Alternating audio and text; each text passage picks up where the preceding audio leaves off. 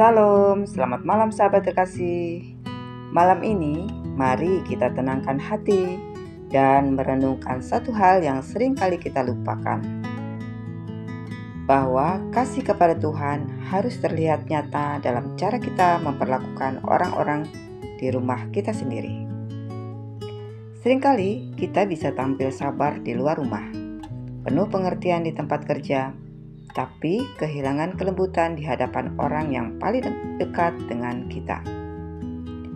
Firman Tuhan malam ini dari Kolose 3 ayat 18-25 mengajak kita untuk memeriksa kembali, apakah kasih kita sungguh berakar di dalam Kristus atau hanya sebatas kebiasaan sehari-hari.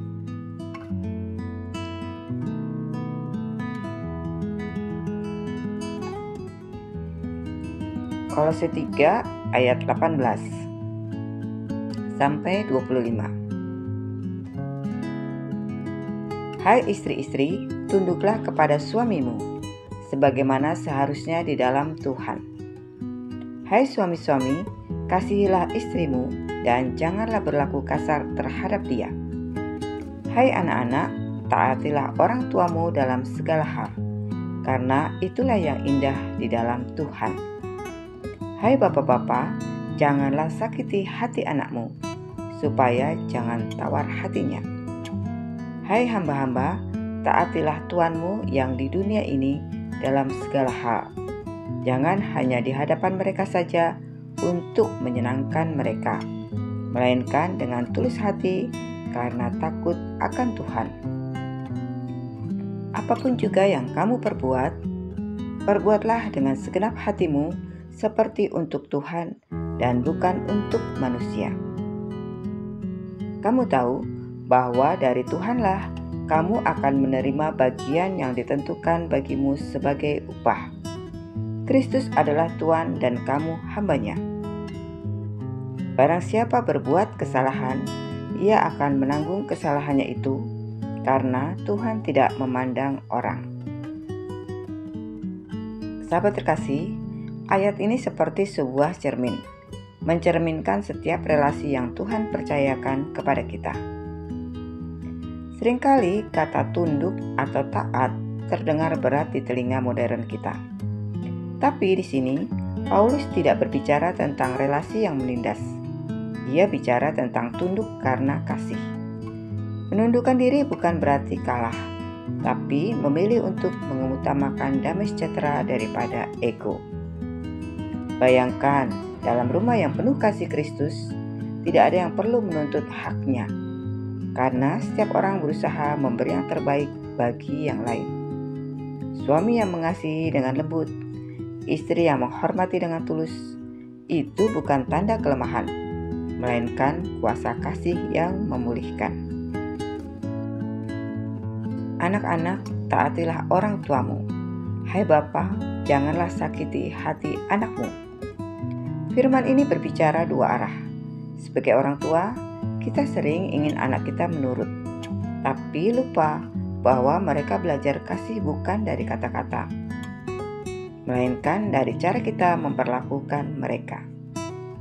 Anak yang tumbuh dalam kasih akan lebih mudah mendengar nasihat, karena mereka melihat teladan, bukan tekanan. Dan bagi anak, ketaatan bukan beban, tapi bentuk penghormatan kepada kasih yang tulus. Kadang malam hari adalah waktu terbaik untuk memperbaiki yang retak, meminta maaf, memeluk kembali, dan mengingatkan diri bahwa kasih yang tulus selalu memberi ruang untuk bertumbuh. Hai hamba-hamba, taatilah Tuanmu, lakukanlah segala sesuatu seperti untuk Tuhan. Ayat ini mengajarkan bahwa dalam setiap bentuk pekerjaan, bahkan yang tampak kecil, Tuhan hadir. Melayani bukan soal posisi, tapi soal sikap hati. Kita bisa menjadi pekerja, pemimpin, atau ibu rumah tangga. Semuanya punya kesempatan yang sama untuk memuliakan Tuhan lewat kesetiaan dalam tanggung jawab sehari-hari. Tuhan menghargai kerja yang dilakukan dengan tulus. bukan karena ini dilihat orang, tapi karena hati ingin menyenangkannya. Sahabat terkasih, kalimat penutup Paulus di ayat 23-24 memberi arah yang jelas. Lakukanlah segala sesuatu seperti untuk Tuhan. Artinya, setiap relasi kita, suami, istri, anak, orang tua, bahkan di tempat kerja, harus menjadi refleksi kasih Kristus sendiri. Kalau semua dilakukan untuk Tuhan, maka tidak ada ruang untuk dendam, kemarahan, atau persaingan. Yang ada hanyalah kasih yang sabar, lembut, dan penuh pengampunan. Ada seorang ayah bercerita bahwa setiap malam ia mengucapkan doa yang sama. Tuhan, jadikan aku ayah seperti Engkau, sabar, penuh kasih, dan tidak cepat marah. Awalnya ia berdoa begitu karena merasa lelah oleh anaknya yang sulit diatur. Tapi lama-kelamaan ia sadar bahwa doa itu justru mengubah dirinya lebih dulu. Ketika kasih Tuhan memenuhi hati kita, yang berubah bukan hanya sikap orang lain, tapi cara kita melihat mereka. Itulah kekuatan kasih Kristus. Bukan memaksa perubahan, tapi melahirkan perubahan lewat kelembutan. Sahabat terkasih, malam ini mari kita memeriksa hati kita. Apakah kasih Kristus sudah nyata dalam cara kita mencintai dan menghormati sesama di rumah kita? Apakah kita bekerja dan melayani dengan hati yang tulus, seolah untuk Tuhan sendiri? Kalau belum, malam ini adalah waktu yang tepat untuk berdoa. Ya Tuhan, pulihkan setiap relasi di rumahku. Ajarku untuk mengasihi seperti Engkau telah mengasihi aku. Sahabat terkasih, mari kita berdoa bersama.